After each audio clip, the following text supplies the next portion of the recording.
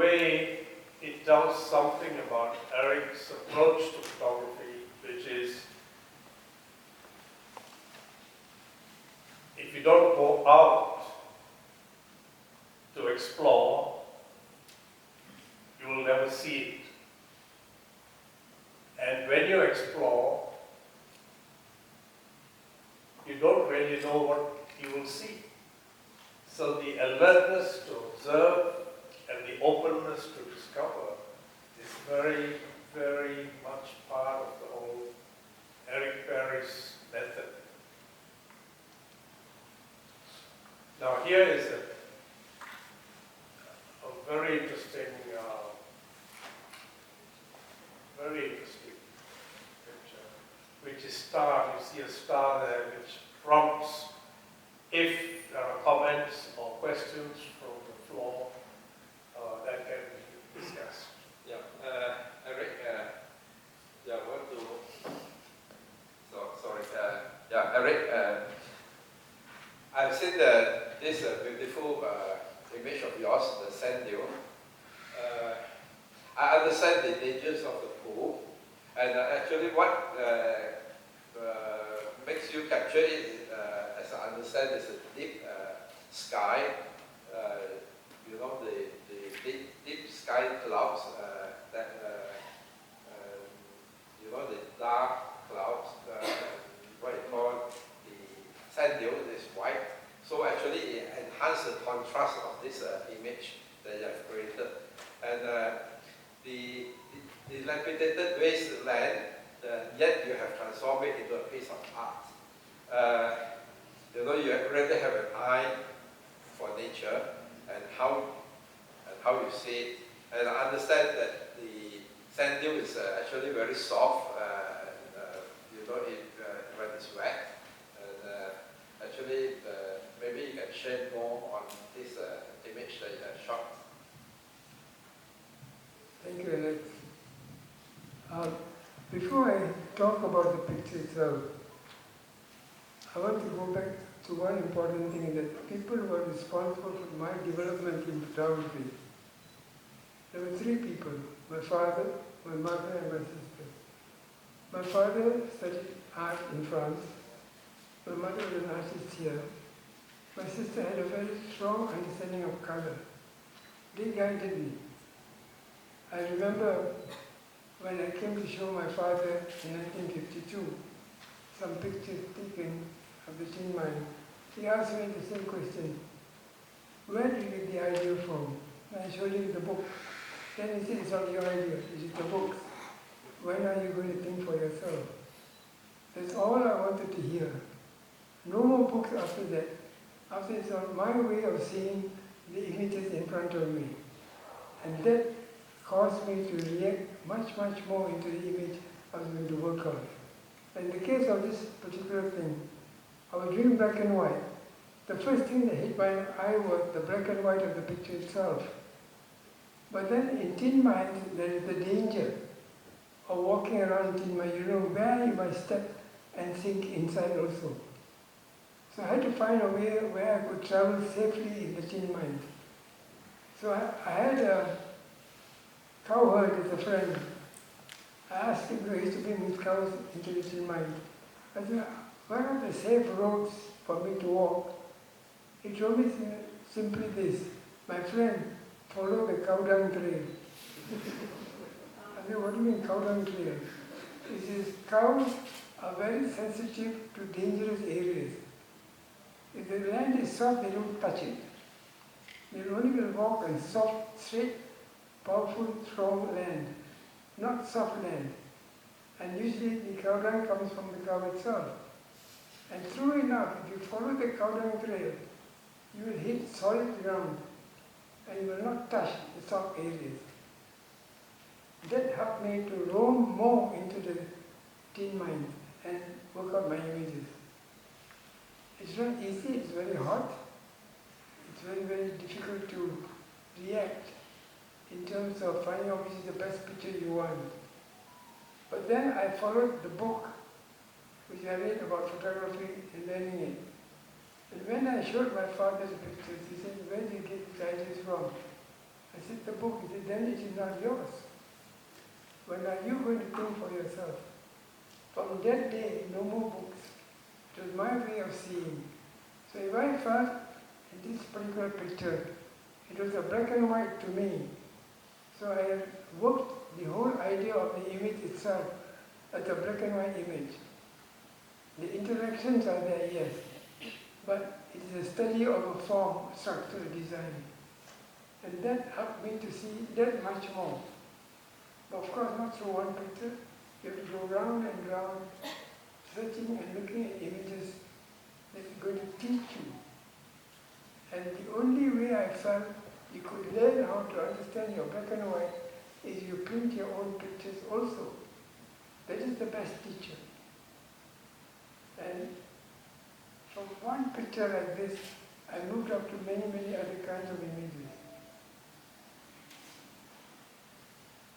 Eric, what I can summarize your first picture, Eric, is those who are into photography don't just take read other people's book people's photography books, but actually go out and capture the prints, capture the image yourself, and make a print, and from there you will learn much more than practically learning through the books, right, Eric? Yeah, very true. I got nothing against the books, but I found out what my father meant was think for yourself, the way you want to see the image, whether it's vertical or horizontal, up to you. If the book says something, then you follow, you're not learning. You have to try it on your own. Make the mistakes, yes, and you learn from your mistakes. But photography to me is not today 2 hours and a month later another 2 hours, no. It's almost a daily effect. And although I was working as a pressman in the press, I did spend my weekends in the tin mines, almost every weekend. I roamed around because I happened to be living next to one. It was a great education to me in form and design and structure. And by printing the pictures, I learned that much more the understanding of black and white. And from then on, I kept on moving from one to another, one concept to another. That's the only way I feel that you have to do your photography, is go out there and do it. It's not the question of whether you got the best picture or the worst picture. It's that do you understand what you have taken? Do you analyze the image in front of you? Should it be all vertical? Should it be horizontal? These arguments was run within you. And I always believe this, a photographer is a loner. He works alone. He can't work in a group. Group, half the time he'll be talking. Or after a while he says, it's time for tea time. And that's the end of the story. Eric, we have to go. A very striking aspect of this is the stark white contrast between the sand and the darkness of the stormy sky. And that is at an instant because it's coming through the break in the clouds. The light coming at a particular angle that creates this stark white and black contrast. And if you miss that few moments, you miss the picture completely. And that's an important part of it. Here we have, unusual for tin mines, actually limestone cliff. And that creates an entirely different landscape and effect. The waters here are much cleaner and deeper. And this kind of pool is very suitable for recreational surfing and all kinds of activities. Now, from tin mines, we move on to Eric's other book, which is Images of Gitanjali. Gitanjali is a Bengali word from the poet who produced that work called Gitanjali. It's like offerings to the Almighty. It's kind of devotional poetry written by Rabindranath Tagore, the poet in Calcutta.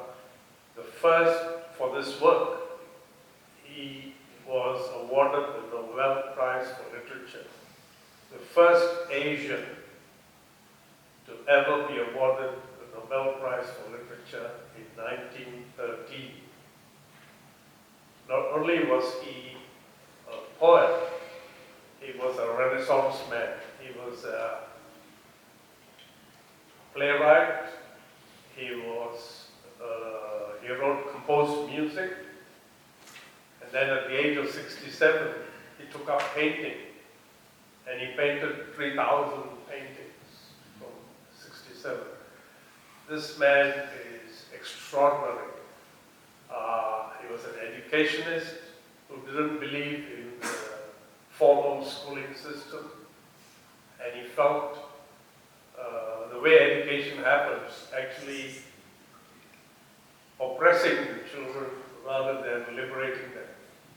So he created his own school in Santiniketan, about 2 hours out of Calcutta, and today it's a university, Santiniketan University.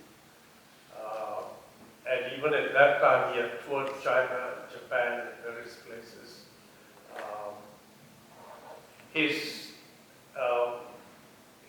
poetry and songs are used in the national anthem of India and Bangladesh. This is that level of a creative man. Now, what Eric did was he read selected verses of Tagore in the Gitanjali work, and 15 years later, he realized that Tagore's imagery of nature was something he could pair, match with entirely Malaysian images. And that's the extraordinary thing about this book, is the pairing of Malaysian images to verses of Tagore. And when you read them side by side, it's almost a literal visual of what the poet might have seen in his mind. This is one of those images. It forms the back cover of Images of Gitanjali book. And this is something that you might want to discuss. By looking at this image, you have put it as dancing light. I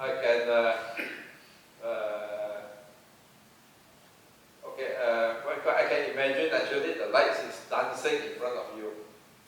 Actually, the light is it's not just light, but it's so graphic that it's actually talking to you, Eric. and you have picked up actually from the poet Tagore, and it's good to learn that photography is not just photography per se, and you are able to interpret the poem of Tagore into visual image. How do you actually come about doing that? How do you interpret something like that? I must make it very clear that I didn't go out looking for images of Tagore's poems. What I did was to read the poems that I had selected, and when I went out, I just worked out my own images. When I felt I saw something that reminded me of the poem, that's the time I recorded it. But I never went searching for the particular image, so I wouldn't know what it was. So the image had to react with me. And so I was with Cyril, in fact, in Port Klang, and one of the poems talk about the dancing light. When I turned around where I was, I found this effect itself. Then it reminded me, could it be something like this which Tagore saw when he was walking around? That's the time I recorded it. So I believe that to go around looking for the picture from the poem may not work. You have to read it, understand it, but as you go around, something will come across and you decide this is the image. And that's how I got the 30 images for the book with Anjali. Yeah, thanks, Eric, for explaining how you got this image. And maybe the next image. You can go into the next image. Sorry? No, maybe you can go show on carry on. So here you have something we are all familiar with, the seasons of the country. We have our endless wet seasons, and here is where we used to have the drought, where the land is parched, moisture is gone, and it starts cracking up. And this cracking of the soil is a metaphor for the drought that used to be very significant. Now, changing weather patterns, we don't quite see that much, but it used to affect our farming communities quite a lot. Now, this is an intriguing image in the sense that when you look at the flow, it is like trickle. It is not water flowing, it's like a trickle forcing itself into movement. And that's because this is the discharge from the dredges with a mix of soil, sand, and residue from the dredging activity, and it flows out in its own logic of movement and dynamics. Very unusual. Again, if you don't spot it and capture it, it's gone. Yeah, I want to add on this, Eric. This is actually a composition perfect image. And I love the S-curve that you have captured, the form, the S-curve in photography form. And it's actually caused by what Siri was talking about, the form by the mud flow and the water, through the sand in the mining pool. And you actually have a very good eye for composition, for photography composition. Well, maybe you can, Eric, maybe you can share more on this image. Well, walking around tin mines, you find that water will be pumped to the side of the hills and all, collecting the mud to reveal the tin ore. And that mud will be sent into a puddle. From the puddle, it will be pushed out, and it comes out in this form, a streak of earth. Now, the danger to be near to it is that you can sink into it. So, the puddle man told me, don't go very close to it, but you can enjoy it from a distance. And the only way I could record it was to be in a higher rise point and record the flow of this earth, actually. It's actually a flow of earth from the puddle down to the main pond. And when the sun is setting, it creates a certain kind of interaction between you and the structure itself. There is a kind of sound, I find it difficult to describe the sound, but you know that if you are caught to it, you are dead. The flow is very fast. And when it comes down to the central point, it lingers on for a while. And that's the time I recorded the picture, from a distance. It's something to do with Selangor mentioned in his poem about Mother Earth itself. Well, Eric, you have actually what you call highlight to us the danger of mining area, and you actually know where to place yourself in this dangerous environment. And as what you have mentioned, mentioned just now, follow the cow dance. And in this sort of places as photographers, we must actually extra cautious. And Eric being an experienced photographer, you know how to bring yourself to walk around, you know, in this sort of environment. And I understand this is taken towards sunset. And you know, maybe you can share more on this. In photography, I feel that you must be excited at what you see. It is something different, you know, something that you have done before, or you have seen before, it's something new. And when that is the case, that's the time you study the structure and record it. And as far as I know, at that time, no one had recorded an image of this flow of actually earth and sand down into the pond. And the flow is very slow because of volume. And the setting sun allows it to be highlighted. And if you read the poem itself, it just mentioned about the whole concept itself. And that's how I record the picture. I don't know whether Tagore saw such a thing where he was, but I felt that this could be one of the structures and design that would be what he saw when he wrote the poem.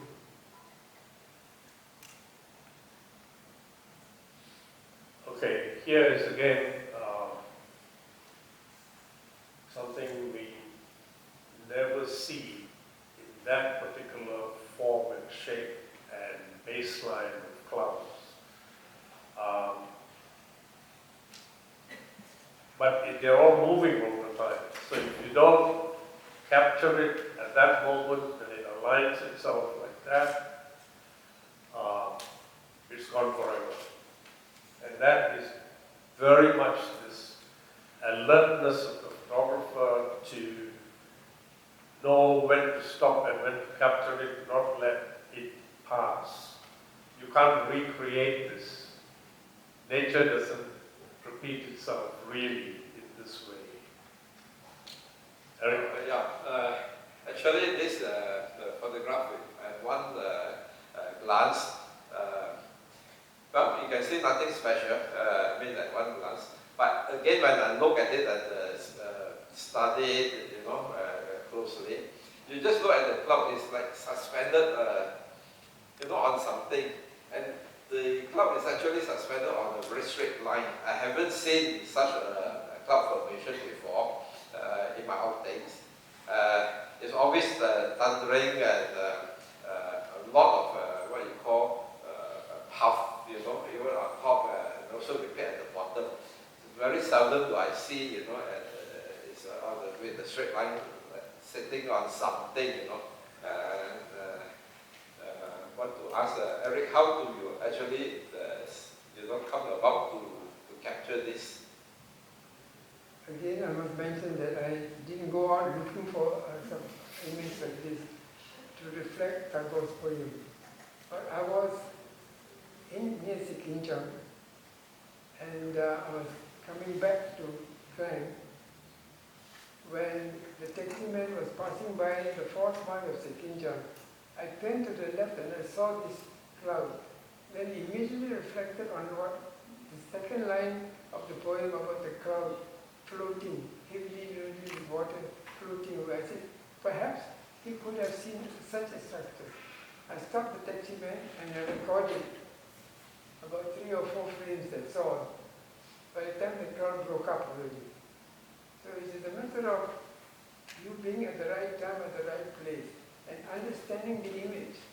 Because I had in mind a cloud formation. But if you read the verse, he talks about a heavy cloud laden with water floating. And perhaps he could have seen a similar image where he was. And this is a picture at 4th Mile Sikimcham, the paddy fields of Selangor.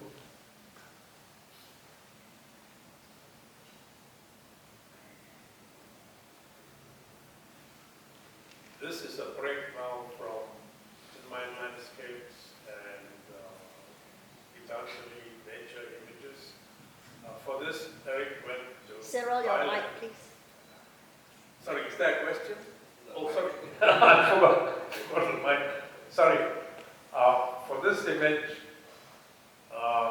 Eric went outside of Bangkok, and his series, his exhibition on that was Thai doorways and windows. Sorry?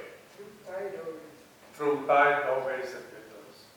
And what's interesting about this is the way the light sculpts the pottery just at the rims of it, which really is what creates the picture.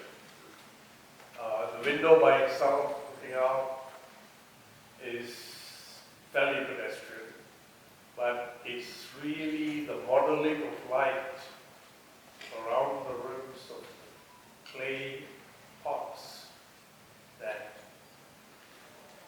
lifts the whole image up as a work of art. To me, this is also another image perfect that Eric has taken. Indeed, in photography, it's always not that you need to take where the light is actually at the back of the photographer.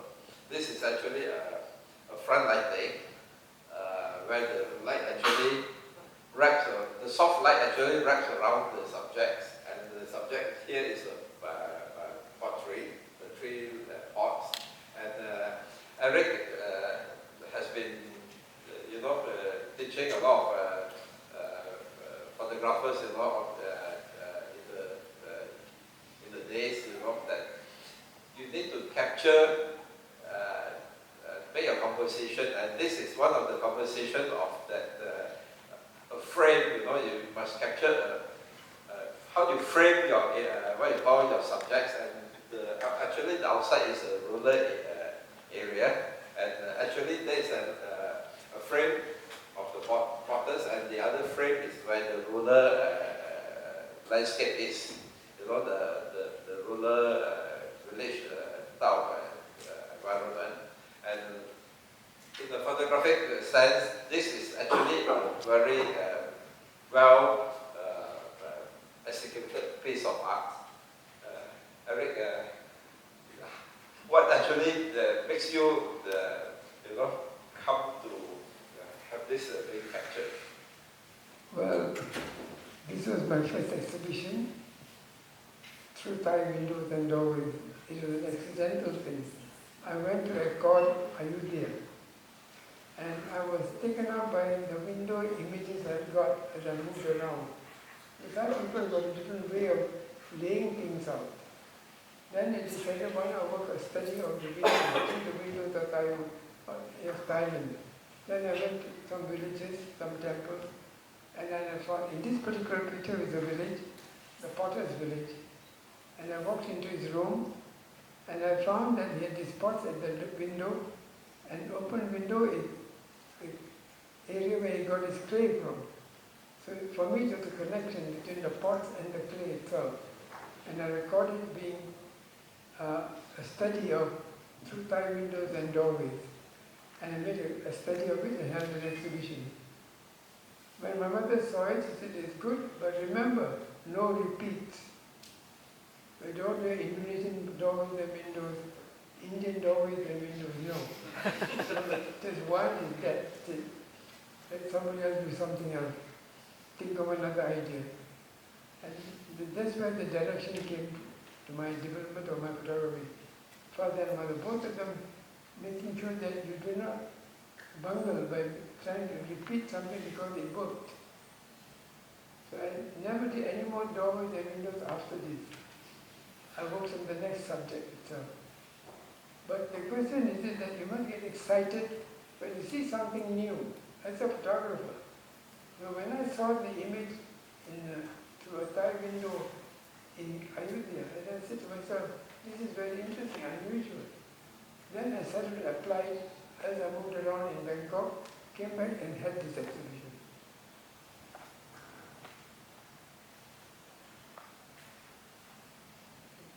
Okay, here is another chance of how light moves in a few seconds. This, would you believe, the abandoned old post office and a stairway in the post office. And Eric, out of the corner of his eyes, noticed that the way the light was falling on this stairway created its own pattern that was so mysterious. But as he observed at that time, the light was changing so fast that if you didn't capture it then, you couldn't recreate it. Eric? Yeah, Eric, actually, you have actually taught me that when you want to do photography, you actually need to spend some time in the area and look around and observe the environment. And this is one piece where you actually, as photographers, we need to understand how the light falls. And this light actually falls through the cavities of the wall onto the steps. And I understand different time of the year, you have different what we call lights coming into the buildings and falling onto the subjects differently.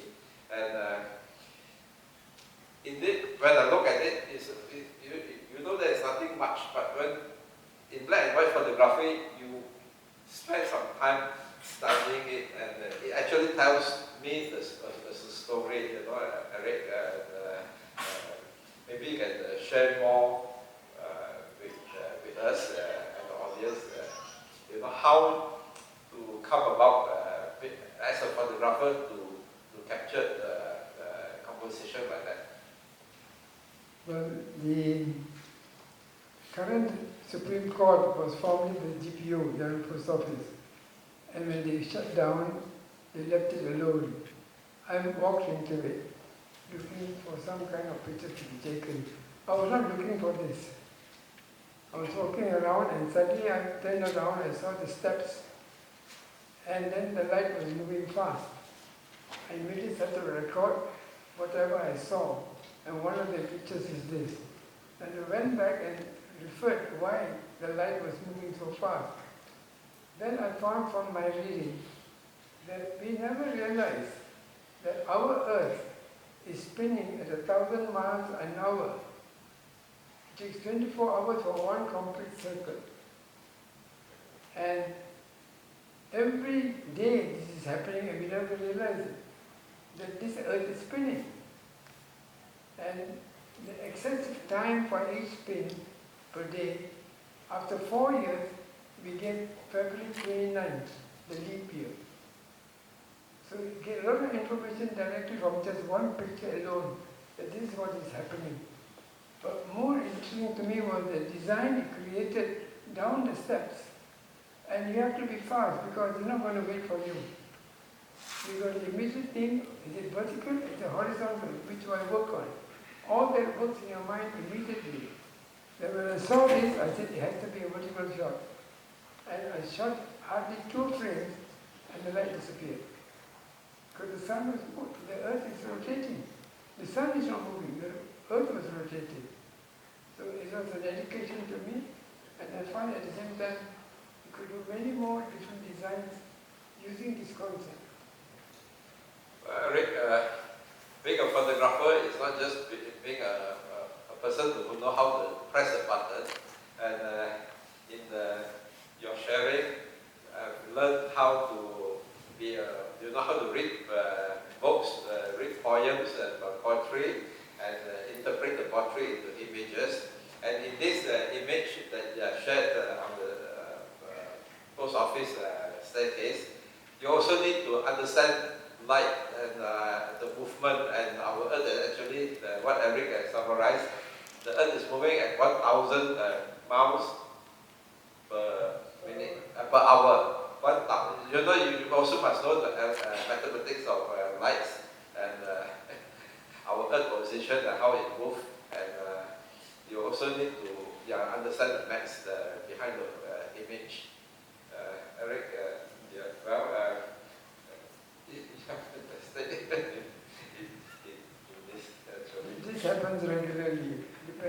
structure of the hall.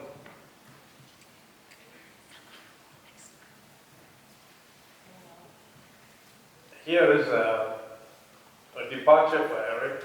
You must realize that his father was a painter trained in Paris, and in the 1930s was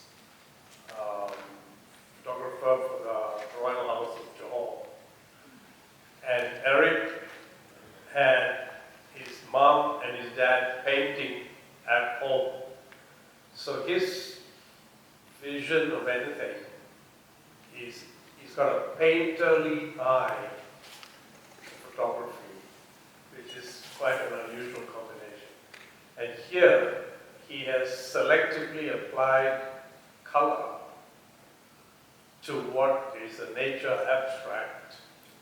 And you will see this when you go into the gallery. It's very striking. There are two of these colored, hand-colored images in the gallery. Eric, you... Well, I've got nothing against color photography, but I liked black and white because they gave me a chance to understand form and design strongly in terms of black and white. But since I come from a family of painters also, I decided to say, why not I try to paint a black and white picture. And this is a structure taken of a tree. And I decided, I said, why not I try to color it the way it should have been, that means warm tone towards it. And understanding of color came from my sister because she knew colors very well. And so I applied this. And I did a series of this. And the National Gallery has got two of them in its collection basically. There's nothing to stop a photographer from applying color to his black and white, the way he or she wants to see it, as long as you know what you're doing. So there is a way of seeing color, and there's a way of seeing black and white. And you have to do it regularly to be able to understand it. It becomes your concept, your views, your values. So to me, taking a color photograph is not exciting at all. I find more exciting by taking in black and white and then coloring it to the concept of values or color that I feel I want to do. It becomes a one-off to do it. I got nothing against color photography, but I find that black and white allows you to create. Well, Eric, when I look at into this image, your black and white, and you put the color tint, color painting,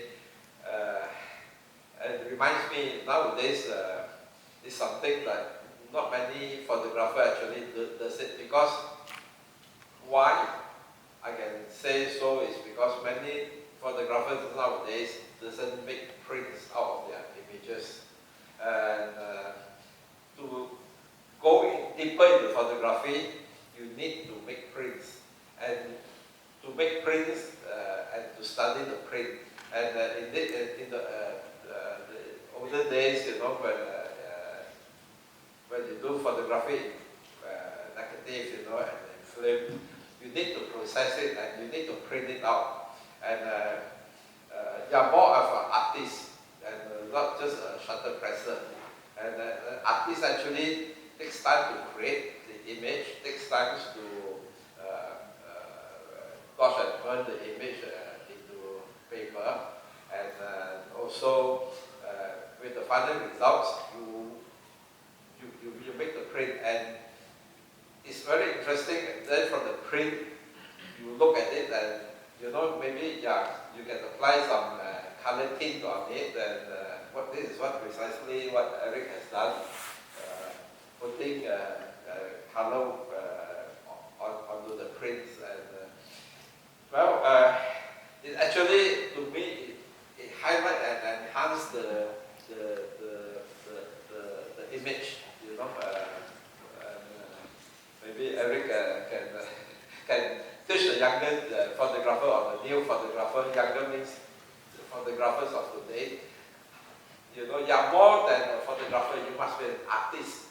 You know, you can be an artist, you know, than just purely photographer. That's what I'm trying to say. The photographers must experiment. They must have trust in themselves also and carry on with their work. You are an individual. You are a loner actually, doing it on your own. And once you come to a point that you feel you want to express this and show to people, then hold the exhibition. Some will accept it, many will not accept it. That's not the question. Question, you have done it. And then the next one must change again. That makes it very important. So the right to create is yours. As long as whatever you create does not go against a number of rules. You respect religion, you respect culture, you respect society. Outside of that, you can create what you want. And if you feel you want to add color, add the kind of color that you want. Some people may like it, many may not like it. But you are doing it for yourself.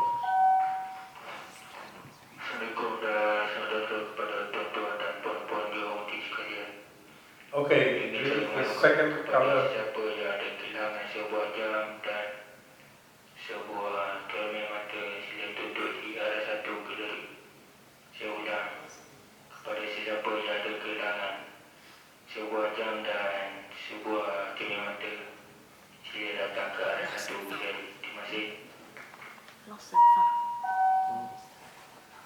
Okay, this is the second color image. You will see there again. Is part of a tree trunk, but the abstract created from the introduction of color selectively to a segment is itself a local art. Well, Eric, this is our second piece that you are sharing today with the photograph with tinted colors. I think we have talked much just now. Well, I want to add a little joke to this. Those who have actually, you know, nowadays cameras, you have go back into some monochrome. Don't despair if your cameras can't take for the color photograph.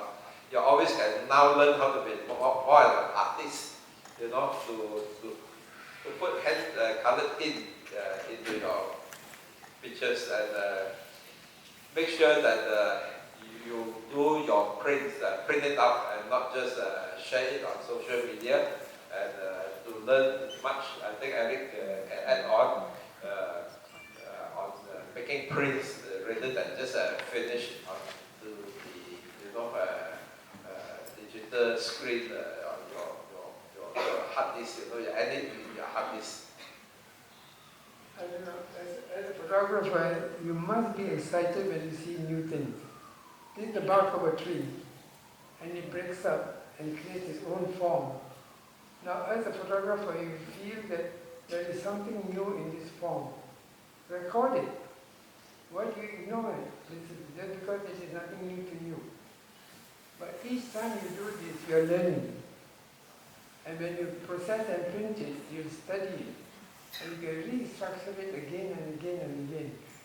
So a photographer must be excited when you see something off the norm, rather than the standard images all the time. But there are many, many other images around there. You don't have to go far to look for these things. Even in front of your house, even on the side gate, you find that there will be something for you to photograph. Photography is a very, very demanding thing. And you have to be at it regularly. It's not talking about 10, 15 rolls of frames, no. Even 8 to 10 frames, if you feel you got something, work on it. It might not work, it might work. It's up to the way you look at things. But once you are ready, bring it out and show to people. Some will understand it, will accept it, will appreciate it. Some will say it is not the right thing to do. So the right to create is yours.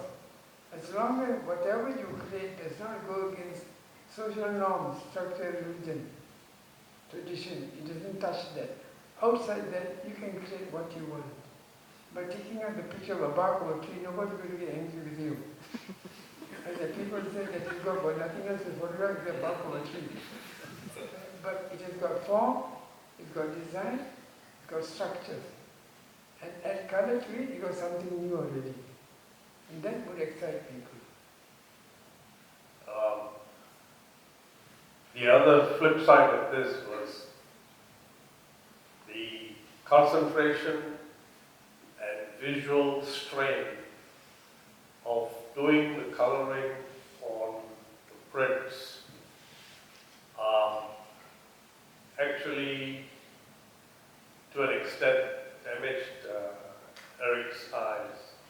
And he only did one series of color exhibitions and didn't repeat it because of just the physical strain of it. Okay, this moves country altogether. Most of you can recognize this as Japan. The moving shadows of leaves on the walls of the temple.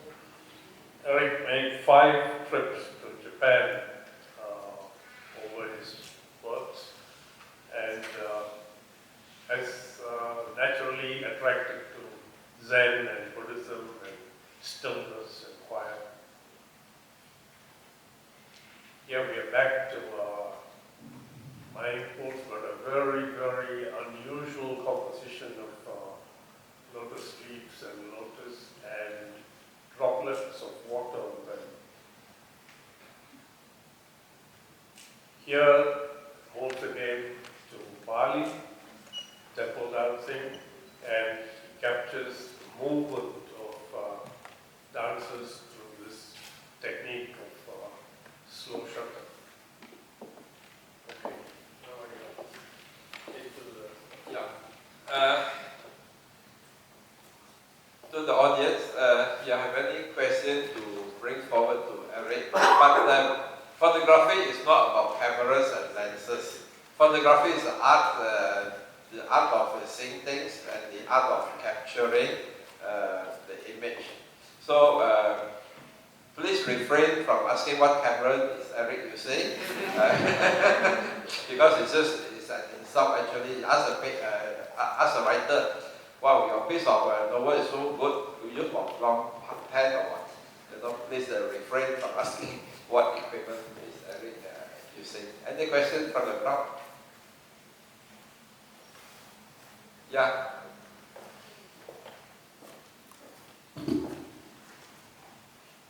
Hi, I'm KK, and Yes. I'm very enlightened by your talk today, especially when you talk about knowledge from how you said your father said that you need to look for the inspiration on your own rather than reading the book. And I was wondering, when you said that the education system during the time is repressive, I was wondering, what is your thought about education system these days? Yeah. I'm no authority on the education system. I mean, just a general... But I believe in this. That as long as whatever you do consciously, you know you're not doing anything wrong. Why not do it?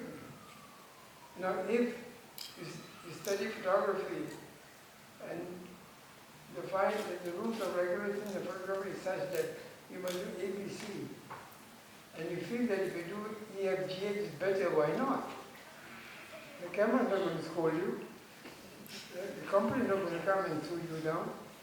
The right to create is yours. Nobody can take the right out of you. But whatever you create must bear in mind the respect myself for religion, culture, tradition. As long as they don't touch this, creativity is all over the place. The right to create is yours. Nobody can take the right out of you. The question is that do you know what you're doing? That's most important. As the Malays say, gasabuta, no.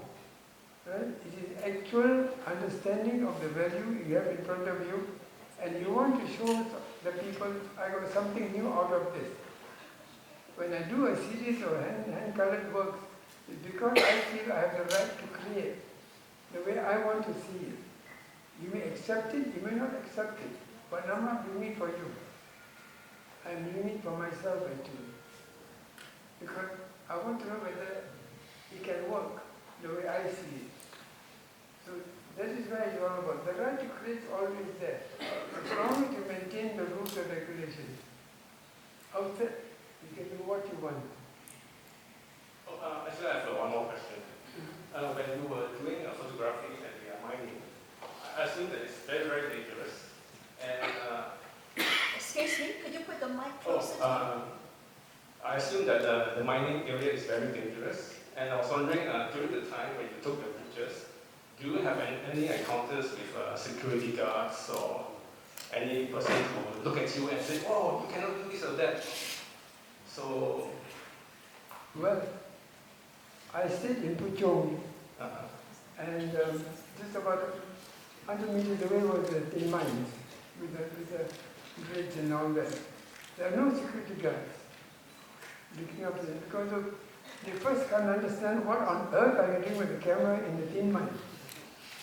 There was nothing better to do. Right? One.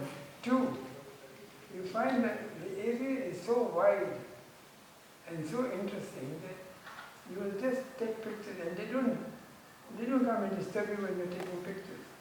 But the most important thing is that you have to walk alone.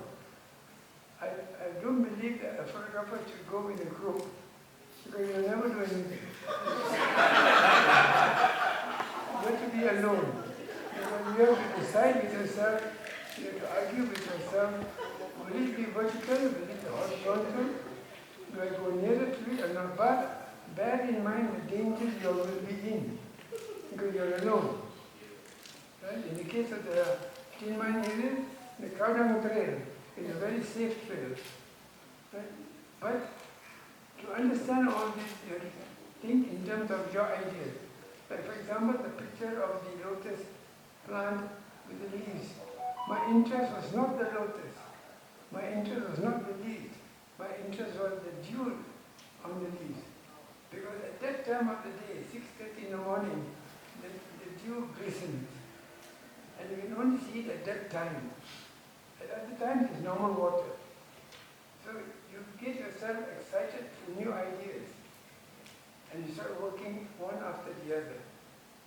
It is a kind of personal development of the idea itself.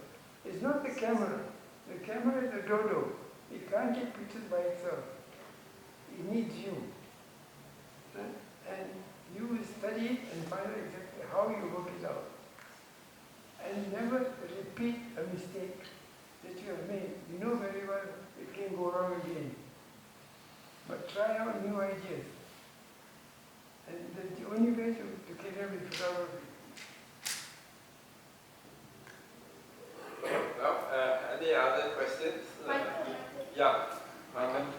Eric, you remind me very much of the way. Yeah. Yeah.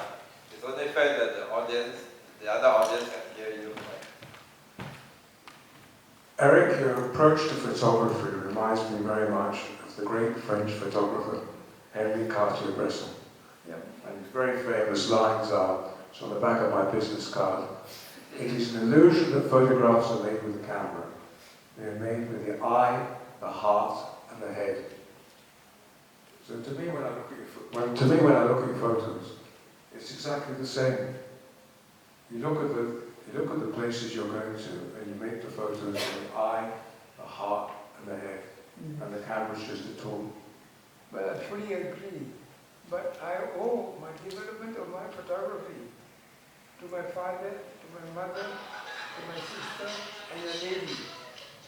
And that lady is Mother Earth itself. Mother Nature was a great teacher to me. We come out in the morning at 6 looking for images. Mother Nature offers you a lot of scope, but we ignore it. But if you study Mother Nature properly and work on the images slowly, bit by bit, she's going to teach you a lot of things about photography. And I said, I was lucky, my parents were there and they said, guide me through. But most important is you. Are you prepared to accept the failures? Are you prepared to accept the changes that you are doing? Different from what you have read, different from what you have seen. The right to create is yours. As long as what you create does not go against social norms, religion. These are important things. So to carry on creating, is not producing 80 pictures or 100 pictures, even 2-3 frames, if you create on your own, because it is the way you want to see it. And when you're ready, show it. Some will accept it, some will not accept it. It's just part and parcel of the system. But it's a continuous movement day in. Each time you do it, you're improving yourself. You're seeing more things. So, how many of us, after taking pictures, sit down and look at our own work? I find 99% is watching TV but not their own pictures. So no, look at your own work and ask yourself this one question: where did I go wrong in this picture? That becomes your teacher. You'll start to realize, if I had done this, I would have got a better picture. If I made it a vertical image, the image would have been a completely different story. And this is where we learn in photography. It's not shooting 10, 20 rolls. Even shooting 4, 5 frames, you're learning your photography. So, and it is a regular thing, not today and 3 months later again. It is regular. Even if it's within your house, if there's an unusual light coming in, take a picture of it and study that light. Why is it important? And you find your next picture will be different again. It's a regular thing continuously. And once you have come to that level, you will find that you are creating more and more work. And once you are ready, bring it out and show it as an exhibition. People may accept it, people may not accept it, but you did it for yourself.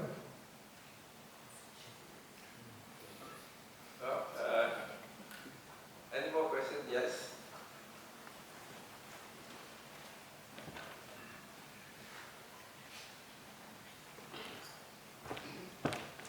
Good evening, everybody. I'm Satya Jaganathan. I'm not a professional photographer, but I have an interest in art and everything. So I would like to ask you about something. You being a person who's been in photography, in the field of photography for a few decades, like 5 or 6 decades, what is your take on technology? Like, do you think the challenges were better than when the suspense aspect was there? You look through your lens and take a photography, and you won't know how it turns out till you take a print and see, right, in the lab. But nowadays, things have become much easier. We're going to come to a stage where artificial intelligence is going to take over everything. So as a photographer who's seen the past where you face challenges and you need to really have a good eye to take a photography those days, because you don't know how it's going to turn up. Right? Nowadays we just take 10 photos and see which is better. And adjust the lighting, there's Photoshop to do anything you want. So the originality of the photography is lost sometimes. And I feel the challenges are lesser. What do you feel? As a photographer, do you think this is a good thing, or you prefer the olden days style of photography? Let me touch on this term you came up with. We have to have a good eye to be a photographer. I'm sorry, I disagree with that. There's no such thing as having a good eye to be a photographer. You're a photographer, you got a camera, you see things the way you want to see it. And if you feel that what you have got is the way you want to see it, then that is your picture. And when you're ready, bring it and show to people if you want to. There is no such rule as you have to do A, B, C, D, then only you become a photographer. No. You can use a contact lens. You can use a small camera, a big camera, makes no difference at all.